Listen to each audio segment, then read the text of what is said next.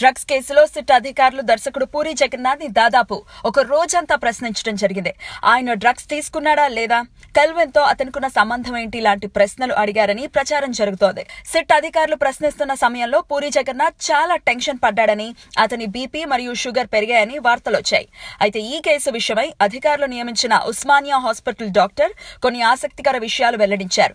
తాను పూరి నుండి 5 millilitre blood sample, 50 జుట్టు తంతువులు, అన్ని కాలు మరియు వేళ్ల గోర్లు తీసుకున్నారని, అవన్నీ ఫోరెన్సిక్ ఇన్వెస్టిగేషన్ కి పంపించానని చెప్పారు. అధికారులు ప్రశ్నిస్తున్న సమయంలో పూరి మానసిక ఆరోగ్య పరిస్థితిని వివరిస్తూ ఆయన అసలు ఒత్తిడికి లోనవ్వలేదని, బీపీ షుగర్ కూడా నార్మల్ గానే ఉన్నాయని, ఆయన డ్రగ్స్ తీసుకున్నాడో లేదో ఇప్పుడేం చెప్పలేమని అన్నారు. ఇదే డాక్టర్ ఇతర డ్రగ్స్ నిందితుల నుండి కూడా శాంపిల్స్ తీసుకున్నారు.